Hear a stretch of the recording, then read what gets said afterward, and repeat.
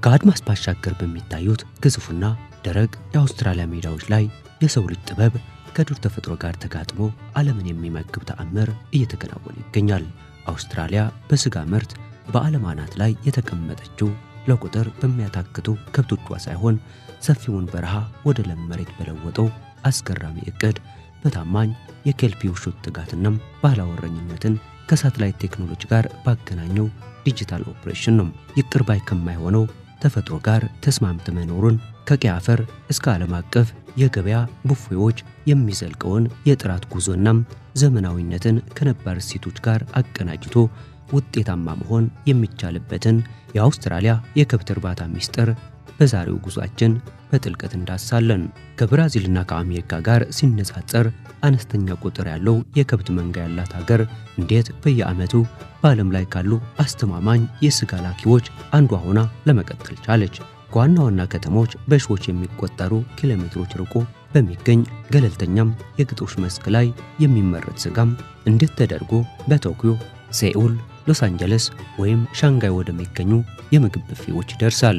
እናስ እንዲህ ያለ ሰፊ የግብርና ስርዓት ተፈጥሯዊነቱን ሳይለቅ በቴክኖሎጂ ተከሽኖም እንዴት ሊቀርብ ቻለም?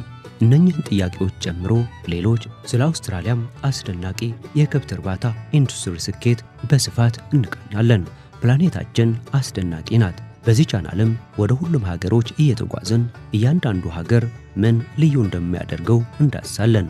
እናንተም ሰብስክራይብ ካላደረጋችሁ ሰብስክራይብ በማድረግ እንድትጀምሩ፣ ላይክ እና ኮሜንት በማድረግም ፓስፖርታችሁን በማሳደስ አብራችሁን ተጓዙ።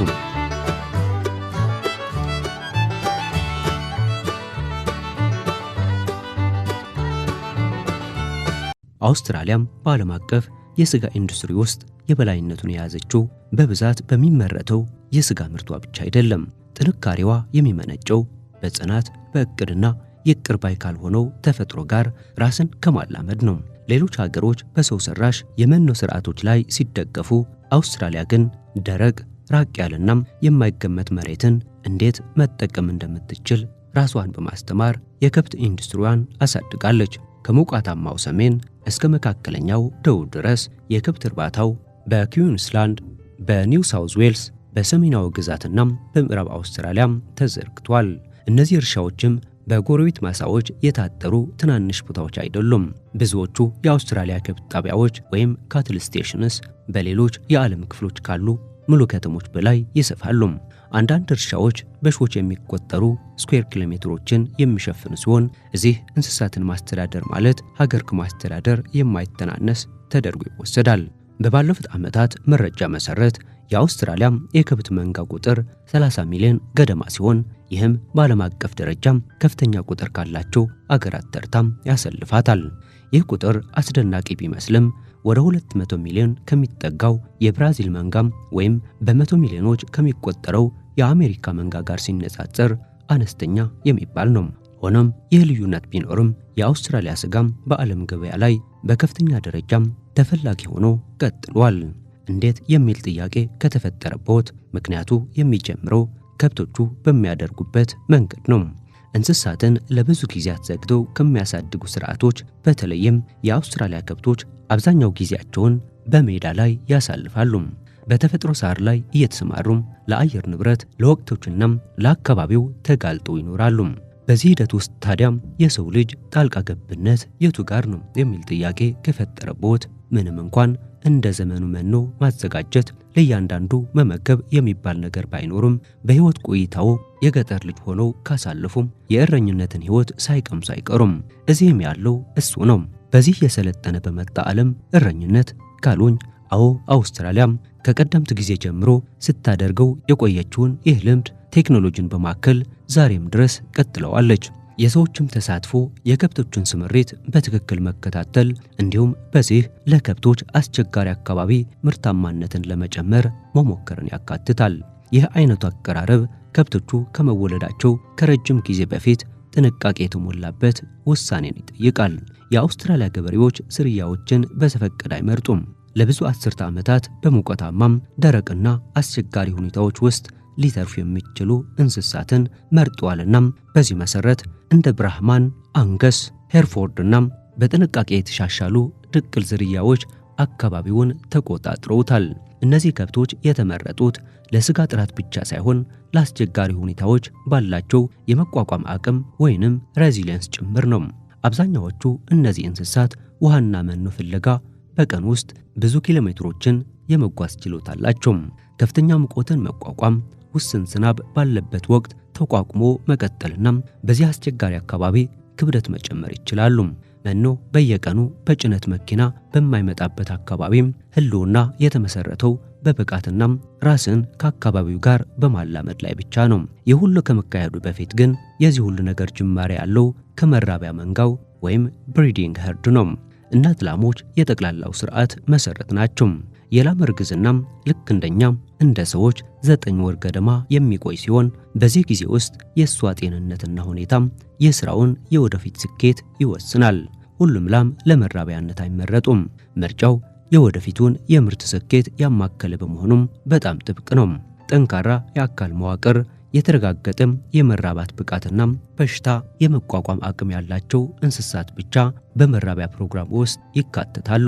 በእርግዝና ወቅት ላሞች ካሉት የግጦሽ መሬቶች የተሻለውን እንዲያገኙ ይደረጋል። በአንዳንድ አካባቢዎችም በአፈር ውስጥ ያለውን የንጥረ ነገር እጥረት ለማካካስ የማዕድን ጭማሪዎችንና የጨው ድንጋዮችን ያካትታል። ገበሬዎች በተለይ እንስሳትን በፍጥነት ሊያዳክሙ በሚችሉ የሙቀት ማዕበሎች ወቅት የሰውነት ሁኔታቸውን፣ እንቅስቃሴያቸውንና አጠቃላይ ጤንነታቸውን በየጊዜው ይገመግማሉ። በትላልቅ የአውስትራሊያ እርሻዎች ውስጥ ብቃት የሚለካው በውጤት ነው። ከመራቢያ ወቅት በኋላም ከ85 እስከ 95 በመቶ የሚሆነው የእርግዝና መጠን እንደ መደበኛ ይቆጠራል። ያልጸነሱ ላሞች ከመንጋው ይወገዳሉ። ይህም ቅጣት ሳይሆን የግጦሽ ሀብቱን ለመቆጠብና የረጅም ጊዜ ዘላቂነትን ለማረጋገጥ የሚደረግ ጥረት ነው። ጥጃዎች ሲወለዱ ከዚህ በፊት እንደተለመደው በጋጣ ወይም በተከለሉ ቦታዎች ውስጥ አይቀመጡም። በቀጥታ ወደ ክፍት የግጦሽ መስክ ይገባሉ። ከመጀመሪያዎቹ ቀናት ጀምሮ ጥጃዎቹም እናቶቻቸውን ይከተላሉ። ከመንጋው ጋር መንቀሳቀስን ይማራሉ። በዙሪያቸው ካለው አካባቢም ጋር ይላመዳሉ። ይህ ገና በለጋ ዕድሜያቸው ለአካባቢው መጋለጣቸው በሽታ የመከላከል አቅማቸውን ያጠናክራል። ይህም በኋላ ላይ በሕክምና ላይ የሚኖራቸውን ጥገኝነት ይቀንሳል። ሲያድጉም ጥጃዎች በተፈጥሮ ጡት ይጥባሉና ከአዋቂ ከብቶች ጋር አብረው ይሰማራሉ። ይህ ዘዴ አነስተኛም ጭንቀት ያለባቸውና ጤናማ እንስሳትን ያስገኛል።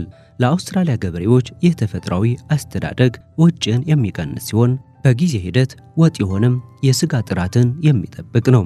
ጥጃው ከተወለደም ብዙም ሳይቆይ በአውስትራሊያ ብሔራዊ የእንስሳት መለያ ስርዓት መሰረት የኤሌክትሮኒክ የጆሮ መለያም ወይም ኤርታግ ይደረግለታል። ይህ ስርዓት የእንስሳውን ማንነት፣ ምንጭ፣ እንቅስቃሴና የጤና ታሪክ በሕይወት ዘመን ሁሉ ይመዘግባል። ከሩቅ የግጦሽ መስክ እስከም ስጋ ማቀነባበሪያ ፋብሪካ ድረስ እያንዳንዱ እርምጃም በቁጥጥር ውስጥ ነው። ይህ ስርዓትም የአውስትራሊያ ስጋ በዓለም ገበያ ውስጥ ካሉት ዋናና ተወዳጅ ምርቶች መካከል እንዲሆን አድርጎታል። ጥጆች ከ6 እስከ 8 ወር ዕድሜ ሲደርሱም ጡት ይጥላሉ። በዚህ ደረጃም ብዙዎቹ በሜዳ ከመዋላቸውና ከተደረገላቸው ክትትል የተነሳም በመቶዎች የሚቆጠር ፓውንድ ይመዝናሉ። ፈጣን የእድገት ጊዜ ውስጥም ይገባሉ። ምግባቸው በዋነኝነት በሜዳ ላይ የሚገኘው ሳር ሲሆን ይህም ለጠንካራም የአጥንት እድገትና ለጡንቻ መፈርጠም የማይተካ ሚና አለው። ሳር የአውስትራሊያ የከብት ኢንዱስትሪ የማዕዘን ድንጋይ ነው። በቆሎ ወይም በአኩሪ አተር ላይ ከተመሰረቱ ስርዓቶች በተለይም የአውስትራሊያ ከብቶች የራሳቸውን ምግብ በግጦሽ ይሰበስባሉ። ገበሬዎች በየቀኑ ለእንስሳቱ መኖ አያቀርቡም፣ ይልቁንም መሬቱን ያስተዳድራሉ። በአውስትራሊያ ጣቢያዎች ላይ የሰው ኃይል እጥረት በመኖሩ ቴክኖሎጂ ክፍተቱን ይሞላል። እዚህ ጋር ስለ ቴክኖሎጂው ከማውራታችን በፊት ግን በአውስትራሊያ የሚገኝ አንድ አስገራሚ ነገር እናጫውቶም። በአውስትራሊያም ኬልፒስ የሚባሉ በአርብቶ አደሮች ሥራ ላይ ከፍተኛ ሚና ያላቸው አካላት አሉ። እኚህ ኬልፒሶች በአውስትራሊያም አስቸጋሪ መልክዓ ምድር ውስጥ ከሰው ልጅ አቅም በላይ የሆኑ ተግባራትን የሚያከናውኑ ተወዳዳሪ የሌላቸው ብልህናም ታታሪ የሥራ ውሾች ሲሆኑ ስልጠናቸውም ገና በቡችላነታቸው በደመ ነፍስ ላይ ተመስርቶ የሚጀመር ነው። ውሾቹ ነገሮችን በፍጥነት የመረዳትና ራሳቸውን ችለው ውሳኔ የመስጠት ተፈጥሯዊ ችሎታ ስላላቸው ስልጠናቸው የሚያተኩረው በድምጽና በእጅ ምልክት አማካኝነት እንስሳቱን እንዲያቆሙም ጉዞ እንዲቀጥሉና እንዲሰባሰቡ አቅጣጫ በማሳየት ላይ ሲሆን በተለይም በበጎች ጀርባ ላይ የመሮጥና በመንጋው መካከል የመሽሎክ ጥበባቸውን የሚያዳብሩት ካረጁ ውሾች በማየትና በተግባር በመለማመድ ነው። አንዳንዴም ነገረ ስራቸውን ትኩር ብለን ከተመለከትን እረኛ ለምኔ የማለታችን ጉዳይ አይቀሬ ነው። ታዲያ ዛሬ ላይ ምንም እንኳን ዘመናዊ ቴክኖሎጂ ግብርናውን እንደ ጉድ ቢያሳልጠው የኬልፒዎች አስተዋይነት በከፍተኛ ሙቀት ውስጥ ረጅም ርቀት የመጓዝ ጽናትና ለባለቤቶቻቸው ያላቸው ጥልቅ ታማኝነት በጊዜ ያልተሻረም በአውስትራሊያ የከብት እርባታ ታሪክ ውስጥ የማይተካ የኢንዱስትሪው ዋነኛ ምሰሶ አድርጓቸዋል። ስለ ቴክኖሎጂ ስናነሳም በአውስትራሊያ ሰፊ የግጦሽ መሬት ላይ የሚታየው ዘመናዊ የግብርና ቴክኖሎጂ ባህላዊውን እረኝነት ወደ ዲጂታል ኦፕሬሽን የቀየረም ድንቅ ሥራ ነው። ገበሬዎች በሺዎች የሚቆጠሩ ሄክታሮችን በአካል ከማሰስ ይልቅ የሳተላይት ምስሎችን በመጠቀም የሳር እድገትንና የመሬት ለምነትን ከጠፈር ሆኖ በሚመጣ ዳታም ይተነትናሉ። ይህም ከብቶቹ የት መሰማራት እንዳለባቸው በሳይንሳዊ መንገድ ለመወሰን ይረዳቸዋል። የውሃ ማጠራቀሚያዎች ላይ የተገጠሙ ሴንሰሮች የውሃ መጠን ሲቀንስ ወዲያውኑ ለገበሬው ስልክ ጥቆማ የሚልኩ ሲሆን፣ ድሮኖች ደግሞ ልክ እንደ አየር ቀዛፊ እረኛ በመሆን መንጋውን ለመከታተልና የቆሰሉ እንስሳትን ለመለየት ያገለግላሉ። ይህ የቴክኖሎጂ ሽግግርም የሰው ኃይልን ጫናም ከመቀነሱ ባለፈም አስቸጋሪውን የአውስትራሊያ መልክዓ ምድር በስማርት ስልክና በዳታ መቆጣጠር የሚቻልበትን የዘመናዊ እረኝነት አዲስ ምዕራፍ ከፍቷል። ከብቶች ለገበያ ከመድረሳቸው በፊት ለ2 ዓመታት ያህል በተፈጥሮ ግጦሽ ላይ እንዲቆዩ ይደረጋል። ይህ ሂደትም በማሽነሪዎች የማይታገዝና በተፈጥሮ ዑደት ላይ ብቻ የተመሰረተ ነው። እንስሳቱ ጠንካራና ጡንቻማ እንዲሆኑ የሚደረገውም በባህላዊ የግጦሽ ዘዴ ነው። ሆኖም የትኞቹ ከብቶች ለሽያጭ መድረሳቸውን እንዲሁም ገና ለጋ መሆናቸውን ለመለየት ቴክኖሎጂው ጣልቃ ይገባል። የእንስሳት መለያ ስርዓት ወይም ታግስ እያንዳንዱ እንስሳ የተወለደበትን የጤና ታሪኩንና ክብደቱን በዲጂታል መዝገብ ይያዛሉ። ምርጫው በሚካሄድበት ጊዜ ከብቶቹ በሁለት መንገድ ይከፈላሉ። አንዳንዶቹ ሙሉ በሙሉ በሳር ብቻ እያደጉ ለተፈጥሯዊ ስጋ ገበያ ይዘጋጃሉ። ሌሎች ደግሞ ስጋቸው እንዲፋፋም ለ3 ወይም ለ5 ወራት ወደ ልዩ መመገቢያ ስፍራዎች ወይም ፊልድ ሎትስ ይላካሉ። በእነዚህ ስፍራዎችም የምግባቸው ይዘት በኮምፒውተር የታገዘም ቀመር በመጠቀም በጥራጥሬ ላይ የተመሰረተም የተመጣጠነ ምግብ እንዲያገኙ ይደረጋል። ከብቶቹ ወደ ስጋ ማቀነባበሪያ ከመሄዳቸው በፊት ጭንቀትን መቀነስ ቀዳሚ ተግባር ነው። ይህ የሆነበት ምክንያት ጭንቀት የስጋውን ጥራትና ለስላሳነት ስለሚቀንስ ነው። እዚህ ጋርም ታዲያ ባህላዊው የእንስሳት አያያዝ ጥበብ ከሳይንሳዊ ጥናት ጋር ይገናኛል። ከብቶቹ ከመታረዳቸው በፊት ለ24 ሰዓታት እንዲያርፉና እንዲረጋጉ ይደረጋል። በእርድ ወቅት አውስትራሊያም በዓለም ላይ ካሉ ጥብቅ ደንቦች አንዱን ትከተላለች። እንስሳቱ ስቃይ እንዳይሰማቸው በተፈቀዱ የቴክኖሎጂ ዘዴዎች ህሊናቸውን እንዲስቱ ይደረጋል። ማቀነባበሪያ ተቋማቱም እንደ ሐላል ያሉ ዓለም አቀፍ የሃይማኖትና የባህል መስፈርቶችን ለማሟላት ዘመናዊ ቴክኖሎጂን ከባህላዊ የእርድ ህጎች ጋር ይቀናጃሉ። አንዴ እርዱ ከተከናወነ በኋላም ስጋው በፍጥነት ይቀዘቅዛል። እያንዳንዱ የስጋ ቁራጭ የራሱ የሆነ የክትትል ኮድ ወይም ባርኮዲንግ አለው። ይህ ቴክኖሎጂ አንድ ተጠቃሚ በጃፓን ወይም በአሜሪካ ሆኖ የገዛው ስጋም ከየትኛው የአውስትራሊያ እርሻም እንደመጣ በትክክል ለማወቅ ያስችለዋል። ይህ ግልጽነት በአውስትራሊያ ስጋ ላይ ዓለም አቀፍ እምነት እንዲገነባ አድርጓል። የተለያዩ የማጭበርበር መንገዶችንም ገጥቷል። አውስትራሊያ ስጋን ብቻ ሳይሆን በህይወት ያሉ ከብቶችንም ወደ ውጭ ትልካለች። ይህ ሂደት ከፍተኛም የቴክኖሎጂ ጥንቃቄን ይጠይቃል። ወደ ደቡብ ምስራቅ እስያና መካከለኛው ምስራቅ ለሚጓዙ ከብቶች ለየት ያሉ መርከቦች ጥቅም ላይ ይውላሉ። እነዚህ መርከቦች አየር ማቀዝቀዣም፣ አውቶማቲክ የውሃና የመኖ አቅርቦት እንዲሁም የእንስሳት ሕክምና ክትትል ስርዓት አላቸው። የኤክስፖርት ሂደቱ የሚመራው በአውስትራሊያም ጥብቅ የደህንነት ደንቦች ወይም ኢስካስ ነው። ይህ ደንብ ላኪዎች እንስሳቱ በባህር ማዶ አገሮች ከደረሱ በኋላም እንኳን እንዴት እንደሚታረዱና እንደሚታከሙ የመከታተል ኃላፊነት ይሰጣቸዋል። ይህም ቴክኖሎጂን በመጠቀም የእንስሳትን ደህንነት ከድንበር ባሻገር ለማረጋገጥ የሚደረግ ጥረት ነው።